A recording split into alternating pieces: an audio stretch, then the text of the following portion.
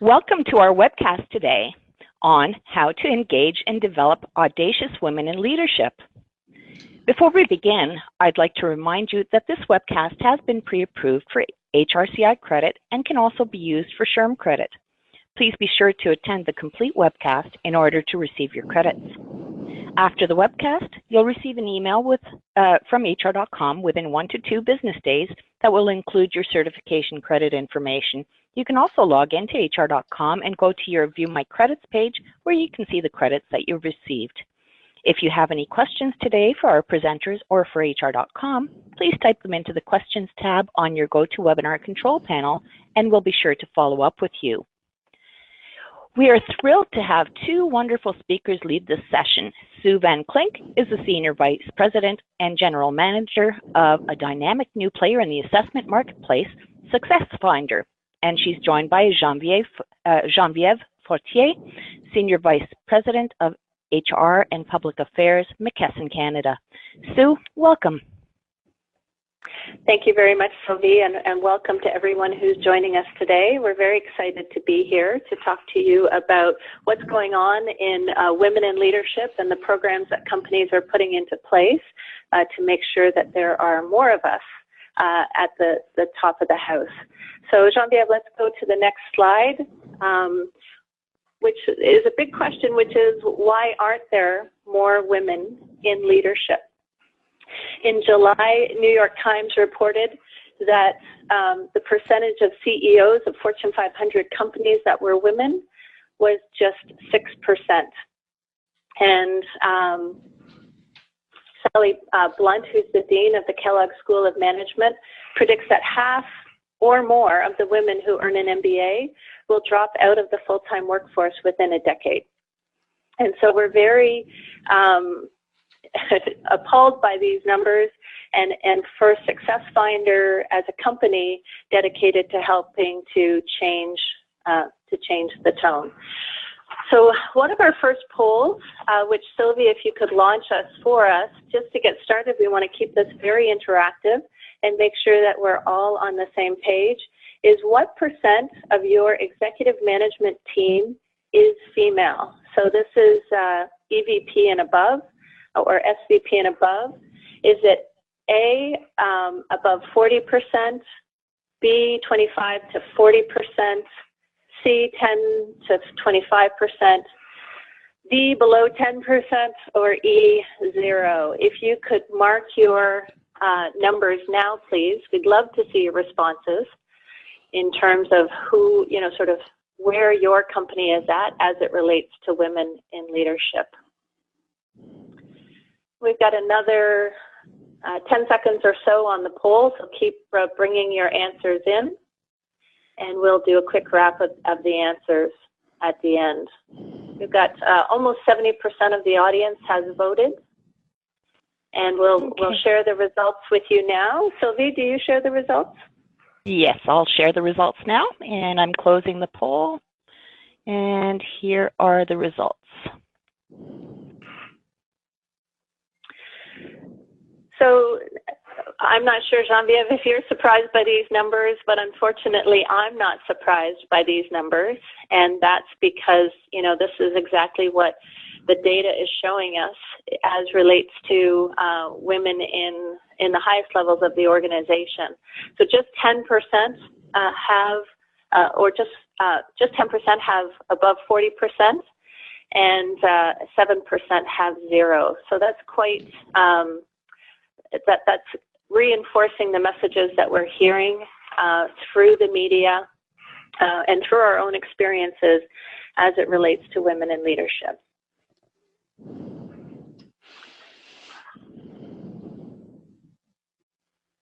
So why aren't there more women in leadership? And part of the reason that we believe is that there are certain factors that need to be in place in order for us to drive women into leadership. So we've done a lot of research on this. Our founder, Dr. Larry Cash, has done some significant research as to sort of what are the behaviors of leaders, and are there behavioral differences that are holding women back from the top. And what our research has shown is that there isn't a statistical difference between the behaviors that define success at the executive level between men and women. So it's a dead heat as it relates to core competencies that are required to do the job. But when we dug further into the research, what we did find is that there is a statistical difference in the traits that underlie self-belief. It's the self-talk that we have that is often holding women back. And there are 4 key areas that we look at as it relates to the self. One is self-confidence, so the willingness to think you can do it, to go for it. One is self-respect and the bar to which we hold ourselves or believe in ourselves. The third is fear of success. What is it going to cost us? Sort of to get that big job, what do I have to give up to do that? And the last is fear of failure. So, sort of there is statistically a bigger difference between women and men as it relates to what if I don't succeed, and what will that cost me? So that's really where we're seeing the differences in our research between sort of what's holding women back from the C-suite. We know there are other things as well as it relates to organizational acceptance, cultural biases, as well as sort of not having the right organizations in place to help women get there. And that's one of the things that we're working on. So next, I'd like to introduce Geneviève Fortier from McKesson.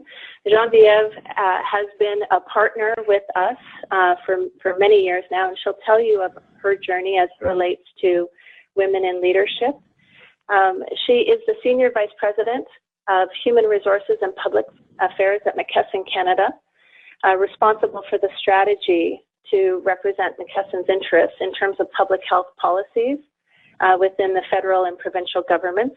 And she's also responsible for developing and implementing strategies and solutions to attract, develop, and retain top talent within the company. Not only does she have a big job at work, but she also is the chair of the board for CHUM, which is a Montreal University Hospital Center, and the CHUSJ. And she sits on the board of directors of Sanimax as well. And until recently was a board of directors of the Neighborhood Pharmacy Association in Canada.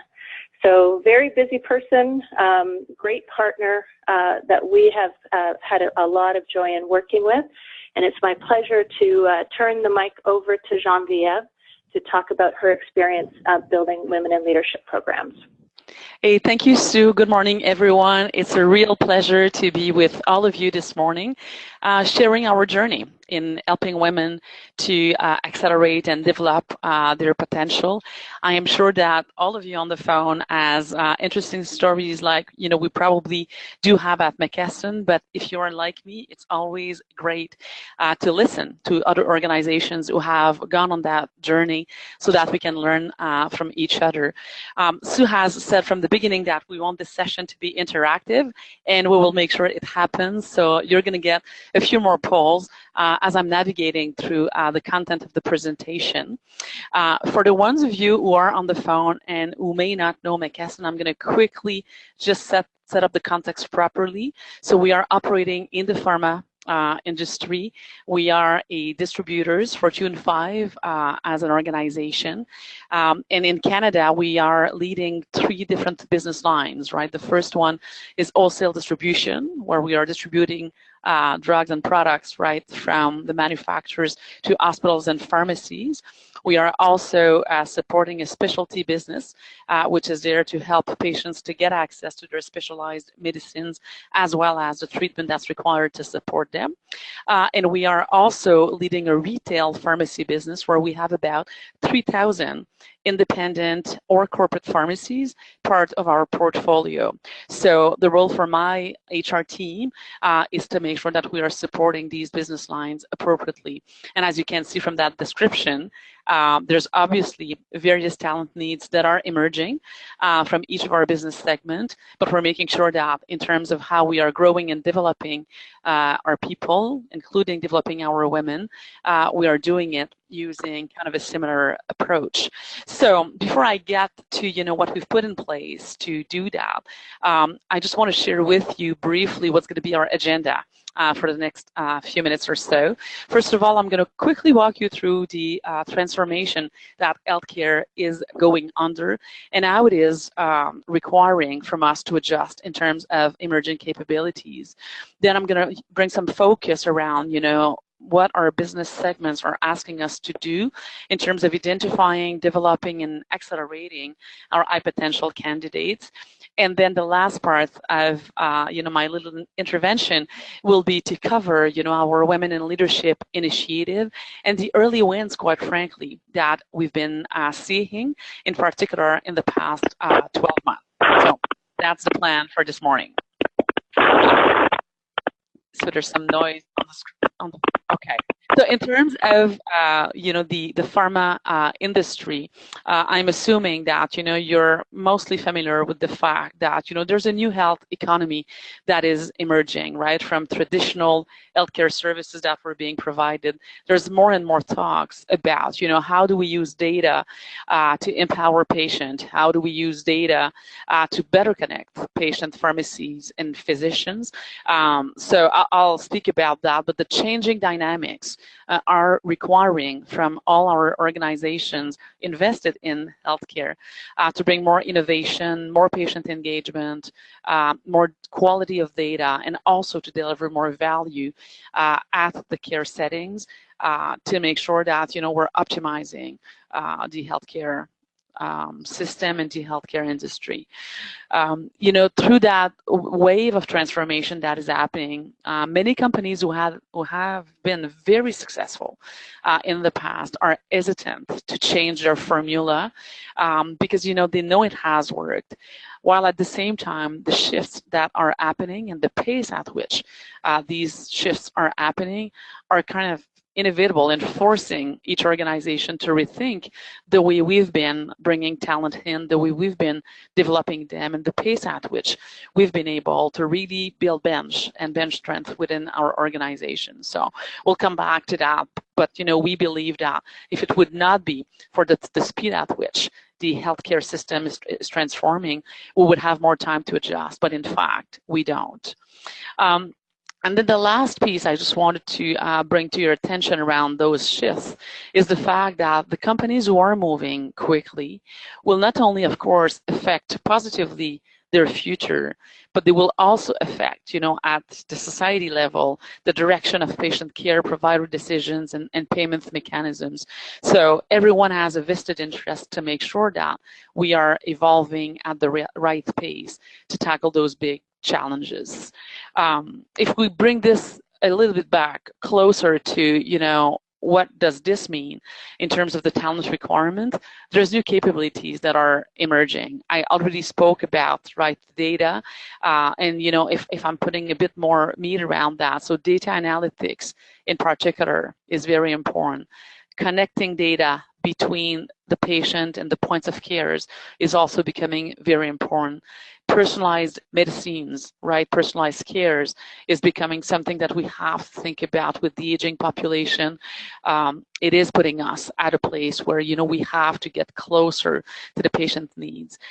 So all those various needs are just highlighting the fact that, what's needed, so the demand is much more acute than the pace at which we're able to supply. So when you look at, those talent out there that are capable of tackling those big questions, it is a challenge for us as an industry.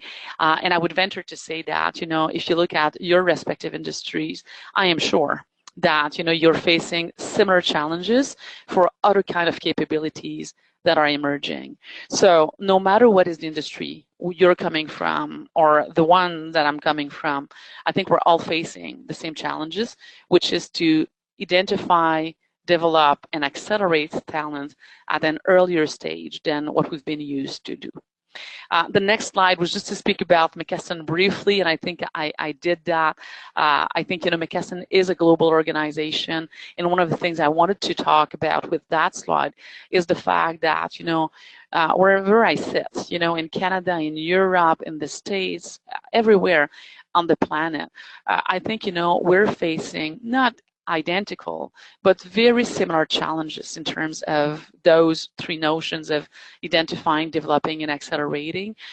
So I have to assume that you're also facing that. Now, why have we made the decision to bring that much focus and emphasis on, our talent management programs? It's absolutely due to the fact that it is a challenge for us as an organization. We are growing very fast. If you've watched McKesson going in the past, I'm going to say 5 years, we traditionally have a very aggressive acquisition path. We've just accelerated it, right? So each of our business units, each of our business segments are looking at, merger and acquisitions in addition to organic growth to continue to deliver the growth that is expected from our shareholders. So we have to go faster. We're doing more merger and acquisitions, which are creating a bigger need to have strong leaders who have the capabilities to move from one business segment to the next, to move from one geography to the next. We're looking at developing global leaders versus leaders who are very familiar, very good in a given geography, but that can't move to the next one. And as we do that, I think one of the things we are realizing is that, traditionally when we were smaller and we're just, kind of following our instincts to promote and, to move people from one role to the next, given the amount, right, of leaders that we need to accelerate, we need to have better data to make those decisions. Instinct is not sufficient anymore, so we need to seek the right balance between, yes, those instincts to promote, identify, but at the same time as well to gain better insights. And I'll come back to that in a second. And the last piece, and I'm pretty sure that all the participants right on the call today are feeling the same. There's an absolute need to execute faster on attracting and onboarding. So anything we can do to go faster, to reduce our time to fill roles, and then to be able to accelerate the onboarding of those talents, as well as, making sure that the onboarding is going to be successful so that we can retain those talents, is just there. So we have less time and we have to do it even better than what we were doing in the past. So as we were reflecting on that challenge, which was there like 3, 4, 5 years ago, one of the things that we wanted to do was to make sure that we would be using some supporting tools, right, to gain those better insights, but that we would not lose our essence. And our essence at McKesson is our framework. It's our I-Lead values and principles. So, we have a set of very defined values which are defining, right, how we do things and who we are, and we want to stay true to that. And in addition to that, we had, built this leadership framework around inspiring, leveraging, executing, advancing, and developing, right, our talent and ourselves as well as leaders. And we want to make sure that this was going to happen. So this is one of the key elements that we've connected with SuccessFinder, which is the tool that we've retained to help us gain better insights on our talent. And I'll connect for you how these two things are coming together. So we've been able, with SuccessFinder, to identify the correlation between what we're trying to support in terms of leadership principles and what SuccessFinder can measure for us. And it has just served as a big accelerator, because suddenly we're able to connect our instinct with the leadership framework and with the insights that we're gaining from SuccessFinder. So now let me briefly speak to you about where we're using it, and then we're going to start talking about results. So in terms of hiring and promotions. We're using it from manager to senior VP level positions. And even for some of our president's role, we've been using it as well. We're also using it to build a personalized onboarding plan. So we just believe that the insights we're gaining from that tool are helping us to build a better personalized onboarding plan. We've also used SuccessFinder in connection with our talent review process. So I'm sure, this is going to resonate with all of you. Typically we do our talent review process. We want to calibrate talent. You have your leaders, right, sitting around one table and talking about, Mrs.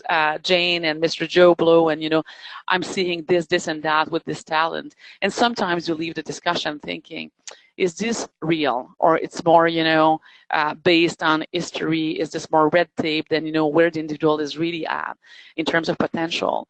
And in those instances, we've been using SuccessFinders as a way to correlate, right, the input that we're getting from our leaders on those high potentials. We also used it in terms of team building, right? Where, when we're trying to improve team effectiveness for a group, we feel that it is very useful to bring SuccessFinder as a tool that each team member is going through. And then we can look at what are the collective strengths we have and the collective, areas for watch that we should all be aware of. So we've been using it, and it has been very helpful. And then in the most recent 24 months, I would say, we've been using it more specifically for our emerging women leaders.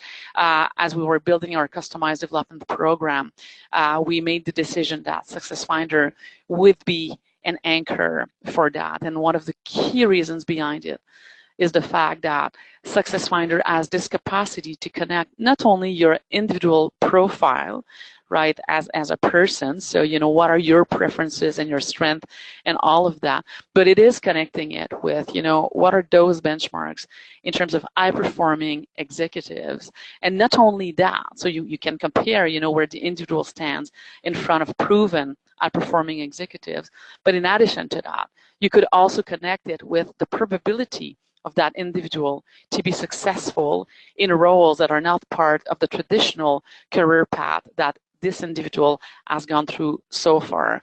So as you think about moving talent around, it is just doing a great job of connecting those dots together, where typically with those assessment tools, we only have the first piece, which is to say, I have the profile of the individual in front of me, but I'm not totally sure that if we apply that profile to that kind of job, we have good guarantees that this individual is going to be successful. So that's the extra value that we find SuccessFinder has been bringing to us. Now, before I'm continuing to move on, our Emerging Women Development Program, I'd like to bring you back into the conversation with our second pool. So I'm going to ask Sylvie to just open it for all of you. So the question is simple. What stage is your women's leadership program? And, we gave you 4 choices. The first one is, you have an effective women's program in place. B is that you have leadership development, but you don't distinguish between men and women. Answer C is, it is in development, so you're working towards it, and you want to bring a women's leadership program in place. And question D is that at this point, you have no plans. You may think about it, but there's no plans to put it into action. So we would be interested to know, where all the crowd is in terms of this question. It's progressing well, so we have about 60% of all of you who have voted, still coming in, spread out so far. So it's going to be interesting to see where it is landing. We're almost done. So I think it's still moving. So let's look at this. So okay, so I think, Sylvie, we can potentially close it now. Thank you very much. So as you can see, right, on the screen, the way the data is showing up, 45% of you have no plans as of yet to put in place a women's program. 19% of you are in development, working towards it. About 31% have leadership development program in place, but you don't yet distinguish between men and women. And about 5% of all of you have an effective women's program in place. So that's good to know. And, I could potentially feel exactly where you were like 2 years ago, where, we were really at the infancy stage of putting that kind of program in place. And I'm going to show you right in the next few slides what we have done, and hopefully there's going to be something inspiring for you into it. And if not, at least you're starting to challenge yourself on whether or not you should have a program like this in place. Now, so let's talk about developing women at McKesson. So McKesson is a large organization. So globally, we have about 75,000 employees. In Canada, it's a smaller organization, about 4,000 employees. There's obviously corporate programs that are in place. So the first one is called WIL, so Women in Leadership. It's a global program, and it's a very interesting one where, we're helping our women to better understand who they are as leaders and how they can continue to increase their impact. But we're only allocated a few seats by business units, right? So every year I would probably have 2 to 3 seats where, we can direct our women there. So you're going to see why, we came up with a specific program for Canada, because, we needed to accelerate. And then we have Own It. Own It is our diversity initiative, where we are also creating groups of women across the world who are coming together to chat about, how they want to develop, to chat about, their tips on, how to accelerate their development, how are they, navigating the environment and all that stuff. So these are the 2, I'm going to say, enterprise initiative that are in place currently. Because of the pace at which McKesson Canada as a subsidiary has been growing, we felt 2 years ago that we needed to build something on top of the enterprise program so that we can accelerate, in our specific market. And what we did is we came up with what we call the 300-day Women's Leadership Development Program. And we partnered with, an external partner for the first 100 days, which is called the Effect A. The Effect A stands for Ambition Effect. So the idea is that, many, many searchers are documenting the fact that, in fact, women and men are as ambitious. There is no significant difference in terms of ambition. When you're surveying women, they would speak about their ambition and they would want to grow, right, at the same pace as men are growing. So there's no difference around ambition. Or there are some differences is in the way women are navigating, right, through the career ladders, trying to push their ambition. So what the Effect A is doing, it is creating a challenge. It's a 100-day challenge for women, where the goal is to help them increase their self-confidence, their risk-taking, and their influence in terms of, negotiating and having impact on leadership teams. And the idea is that, and again, proven by many, many research, that if women are increasing their self-confidence, their capacity to take risk, and their capacity to influence, they will be capable of progressing at a faster pace than what we've seen. And the way to do that is to give yourself a challenge, and we're going to accompany you for 100 days to make sure that you're successful with your challenge. And then when the first 100 days is done, the Effect A program, which is an external one, is completed or finished. And we at McKesson made the decision that we would build a second 100 days and a third 100 days. And the reason for it is we felt that now that we have increased your awareness in the first 100 days, it is important to continue to support you on your journey. So again, using the great success we had with SuccessFinder, we made the decision that we would be introducing SuccessFinder to all our women, our cohorts of women who are going through this program. The idea being, let's have them going through a Pathfinder. Let's use Pathfinder as the anchor for them to build their career pathing, so a formal career plan. Then let's also teach them on how you build your personal brand now that you have a better idea of who you are through your SuccessFinder and your potential through, what you can accomplish. Let's help you to build on your personal brand. And so we're teaching them, how to come up with what's their essence, what's their personal brand. And then in addition to that, we're complementing it with another workshop, which is on building your personal advisory board, right? And through those 4 tools, so your career path, your success finder, your personal brand, and your personal advisory board, you are coming out of the second 100 days with so much confidence about what you want, how you're going to go about it, who you need to talk to, who you need to network with, that, all the women that we've seen in the first and second cohorts are really coming out of this very, very strong. And then the third 100 days is about mentoring the next generation of women leaders within the organization. We believe that as an organization, we are giving them the gift of the first 200 days.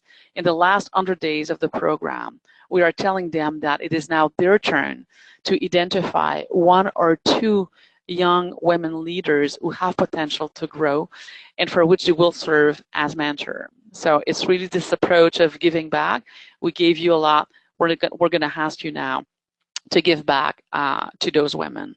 So that's how we've, tailored this customized Women's in Leadership program that honestly so far has been very solid. We are already in the second cohort, but I'm only bringing the results of the first one. So, and it was a small sample. We were piloting it. So amongst the 11 participants that were part of it, 3 of them have been promoted or have expanded their responsibilities in the first 3 to 6 months following the program, which is pretty good. And 2 out of the 11 women had also designed their current role in order to bring it to a new level. So when you look at this first cohort, almost 50%, right, of them have seen a significant impact in the first 6 to 12 months of the program. We also see leaders that are also coming with, better understanding of the business, more innovative ideas, and they are pushing their managers to bring the business at a different place, to a point where the leaders have talked to us saying, hey, we can't put everyone in this program because the pressure it is bringing back on the leaders has been felt by them. They love it, they like it, but they're also saying it needs to be managed. And of course, we believe that those women will also be more inclusive leaders as a result of their journey. Last 2 results that we got, the second one, when we did the last TRP review, 100% of the leaders who were, managers of those participants said that to them, that leader is much stronger 12 months later, is prepared for the next round of promotions, and that we should encourage this program. And so much so that I wanted to test with this second cohort, which is also a pilot again. After that, we're going to be done with pilots, but we're going at this very carefully. With this second cohort, all leaders have accepted to fully pay for the program. In the first cohort, we had paid for it because we wanted to make sure that, money would not be a barrier. In the second cohort, all leaders have paid for it, which I think speaks to the fact that they are very supportive of the program.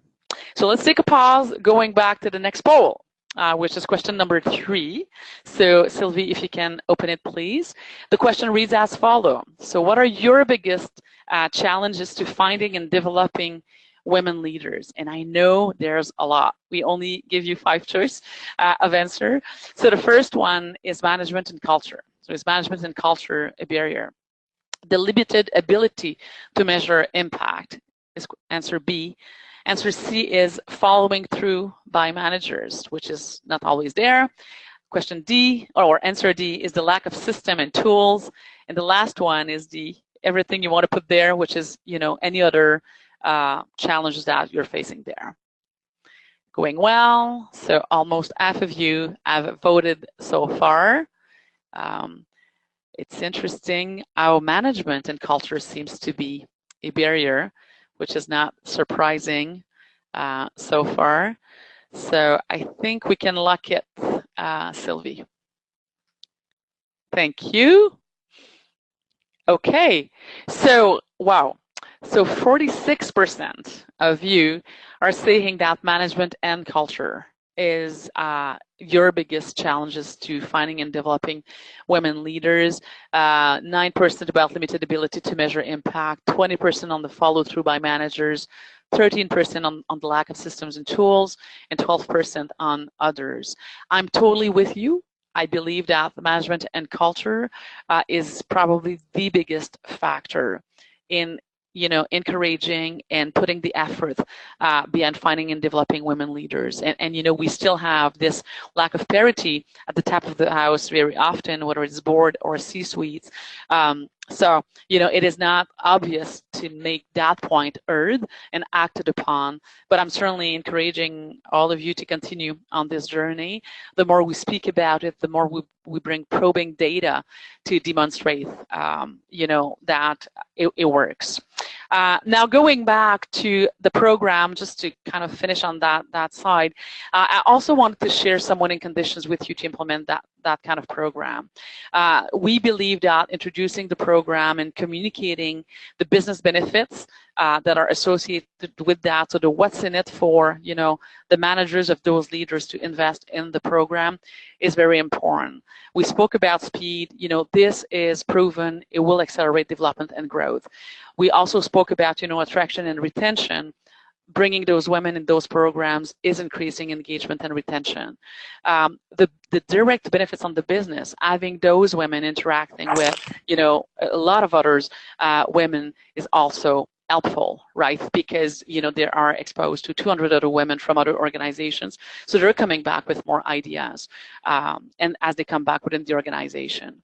The second winning conditions is to ensure leaders' engagement, in that journey, and of course, it's to measure, incrementally promote and celebrate. It's a step-by-step approach. As we connect it with, management and culture, I think we all realize that you can't change that kind of culture in 1 year. It takes time to get there, but as we continue to measure, demonstrate results, it's going to work. Okay, again, going back to the poll, question number 4. Sylvie, if you can open it, would be great. So question number 4 is as follows. So when do you actively identify and develop high potential women? Are you doing it at every level? Answer A. Answer B, mostly at the senior level, so VP and up. Answer C, mostly at the mid-level, management and directors. Answer D, mostly at the entry level, or E, not at all. You're good. It's going well. So we already have like 35% of you that have voted. 44. It's coming. That's great. So we have about 55% now. Let's see if it's still moving. Okay, I think we can lock it down. Thank you. Great. Okay, now, so in terms of, what you are answering, 30%, not at all. So you're not identifying yet. It's not part of your process to identify women in terms of high potential. 22% of you are saying we do that at every level, which is a very good, solid practice because you want to identify your early talent as soon as you can. 8% at the senior level, 27% at the mid-level. Again, great to have this kind of percentage there because it's early in the game, and 12% mostly at the entry level. So as we can see from there, a lot of variations, right, that are happening. But I guess it's part of the journey to bring our organizations along, and also it is also a reflection of the focus we have on distinguishing women from men in terms of leadership development. Now, almost done. If you will look at the approach that McKesson has chosen to identify talent, which was the previous question, just wanted to share with you a few things. First of all, we are identifying as early as possible. For us, when we calibrate the talent, we do it at managers and up. So at a minimum, right, all our people managers are screened in terms of their potential, and we are identifying very early this track of high potentials, both for men and women, and we make sure that on the women's side, we are bringing them into those programs as early as we can. We are calibrating through our annual talent review process. We believe it's important to have a common view on talent. And we also ask that for all high potentials and promotable talent, that they have a customized development plan. It took us years to get there, so I don't want any of you to think that it was easy to get there at all. But we are now at a place where, you know, we have about 15 to 20% of people who are either promotable or IPOs. And for all of them, we have a very customized development plan, which includes stretch assignment, SuccessFinder, leadership development programs, coaching, mentoring, whatever is the best way to accelerate the development of that individual. And the progress is monitored quarterly by our Canadian executive team. So now let's go back to the pool. Last question, right? Which is about, you know, have you tried behavioral assessment to identify talent? Yes or no? That's relatively simple. And of course, the behavior assessment with monitor, you know, the preference of the individual, the likely behaviors that will be adopted versus only going on hard threats that are being measured.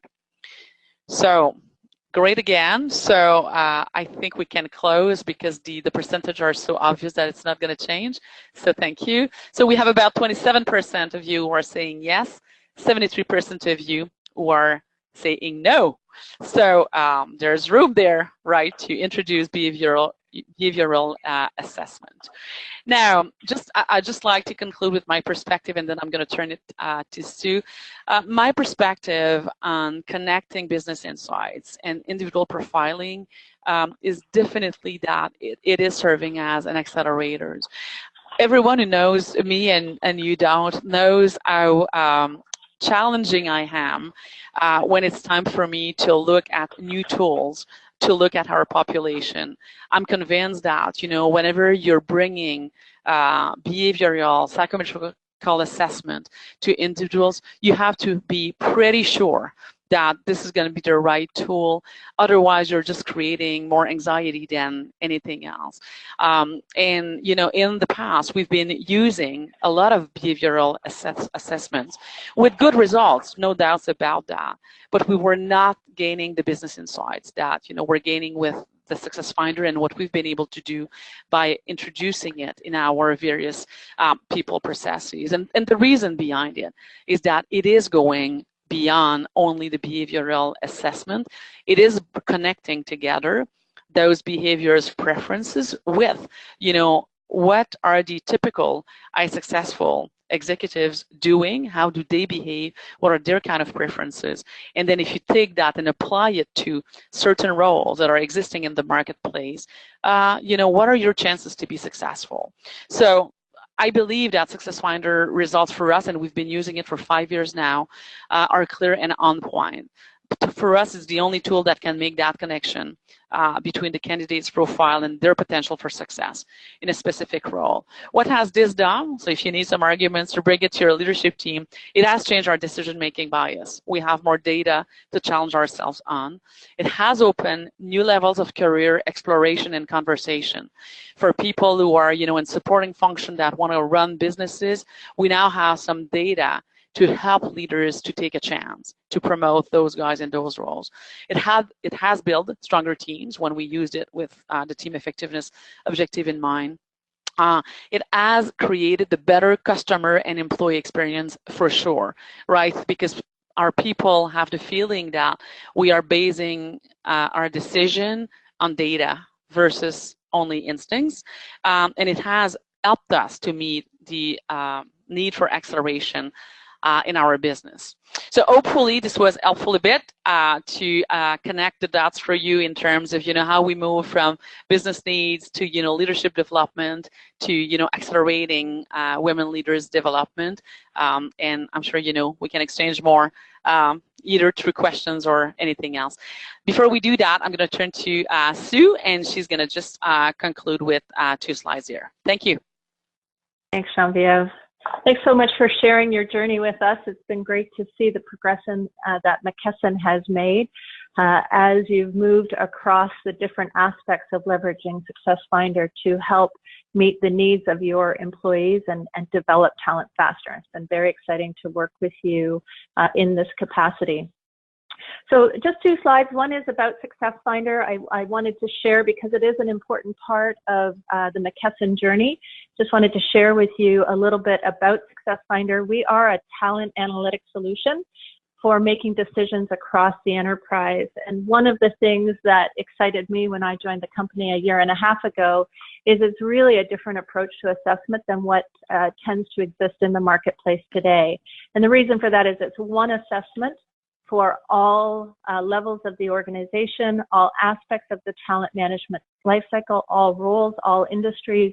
It's one assessment that then allows you to take a big data approach to your talent and understand, sort of who you have and who has the potential to do what you need them to do. So we have decades of research behind our solution, and we've tied that research to success in given roles. We have over 500 benchmarks, and therefore we're able to predict who has the potential, the behavioral potential, not the experience or the education, but the behavioral potential to do really well in a given role.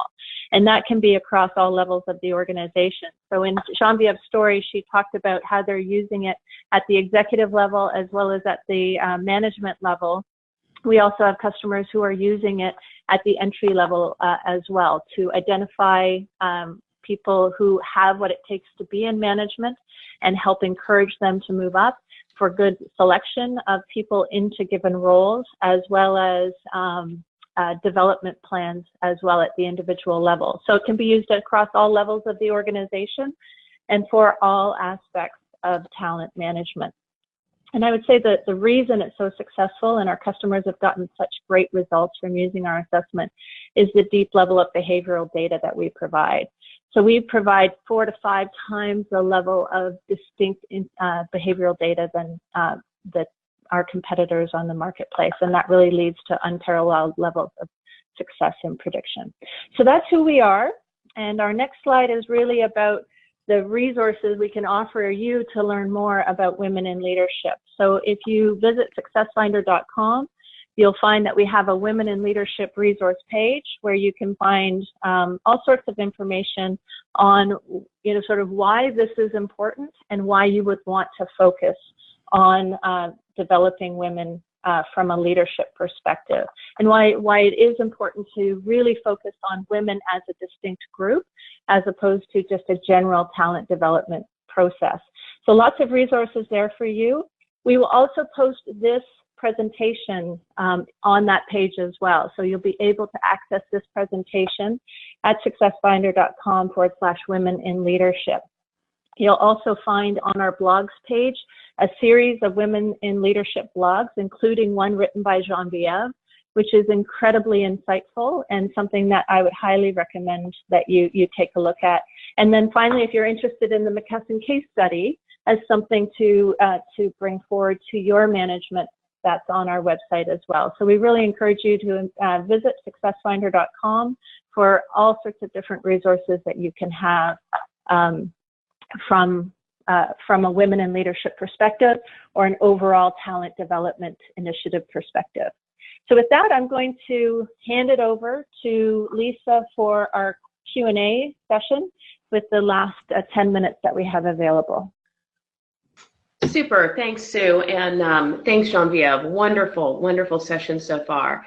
A couple of questions have come through, and I would encourage others as well.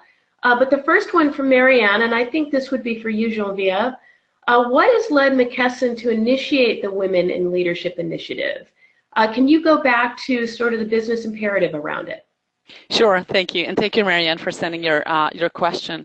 I think the first component that pushed us to go in that direction was purely business needs, and the business need was, as we were growing and making those acquisitions, we were, missing enough leaders to be able to promote. And when we started to look at, our bench strength and, how many people we had in the bench and the ones that we had promoted, let's say in the previous 12 to 18 months, we came to the realization that, we did not have enough people in our bench. And then we started to look at, okay, who did we overlook, right, in that journey that we did not prepare properly? And one of the things we realize when we look at some data, looking at, people we have in our ranks that were, at the supervisor level or, last or senior level of professionals, we realized that we had a lot of women that were, at those places. And as we're looking at our pyramid, right, the pyramid was going like any other organization where we have fewer, women leaders at the top of the house. And as we, go through the various ranks, it is increasing. And in fact, what we discovered was that at supervisor and manager level, we had a very good proportion of women who were in those roles. But the second conclusion was if we just let them go through the typical development process that we have them going through, it will probably take us 5 years, right, to bring them at the right level. So the idea was to find an accelerator. And what we said was, when we looked at the research and we looked at, what women's needs to get accelerated in terms of their development, that's where we said, okay, we need to do something about it. So pure business need, looking at the data, connecting the dots, and then coming back with, what, we need to invest there. And of course, at the beginning, our executive team was a bit skeptical. And I came to the executive team saying, guys, this is what we're trying to solve for. I don't guarantee that this is going to be a win, but we should pilot it. We don't have any reason for at least not piloting it, which we did, and ultimately it worked out. So, I think, again, we have to be small with pilots, making sure that it's monitored and it's working. And then when you can prove the case, now they want more, right? They would want us to do more cohorts. They would want us to have more women going through it. And now we have men asking us, right, what are you doing, right, to help us to also have our development program that will accelerate us, because I think that they're also thinking about our regular approach to it, and they're looking at accelerators. So it's, in the thinking box for us now to come back with what can we do on that side as well. Well, and that's a great, I'm sorry, just one comment. That is a great tee up, because we had another question from Zariah about what are men doing and how are you encouraging men to support this initiative? How have you involved the men in the program as well? Yeah, so I would say that we have about, I'm going to say 60% of the leaders of those women who are men. Right? So, and again, that's not different from any other organizations in terms of statistics. So we have about 60% of those leaders who are men. And so we are engaging them from the beginning in that journey. And we're asking them to be very close to their women leader who's participating in the program to make sure that they have the conversation from the get-go on, what is she trying to accomplish in terms of ambition? Where is she at in terms of, gaps? And how that leader is going to be supportive of that woman, right, to make things happen. The fact that we are also bringing, right, to our executive team on a quarterly basis, the input that we're receiving from the various lower levels in terms of progression of our high potentials and promotables individual, we're discussing them on a quarterly basis, means that, we're going to have the conversation on whether or not they're progressing and what's the role of these leaders in supporting them to make it happen. So the fact that we've broken the program into quarters and that we've broken the programs into more specific objectives between the leader and the women is, de facto involving the men in that initiative. And so far, they've been very supportive. Sue, did you have a comment? Well, I just wanted to add to the question that Marianne had around why focus this program on women. And if you read the recent study by Credit Suisse that talks about that management teams that have 15% or more women deliver 50% more growth than those that have 10% or less. So there's a business reason for focusing on bringing women up the ranks. The second thing is 2 years out of school, when surveyed, men and women are equal in their interest in achieving leadership. They're both, they're statistically equal as it relates to their interest in being an executive or being a leader.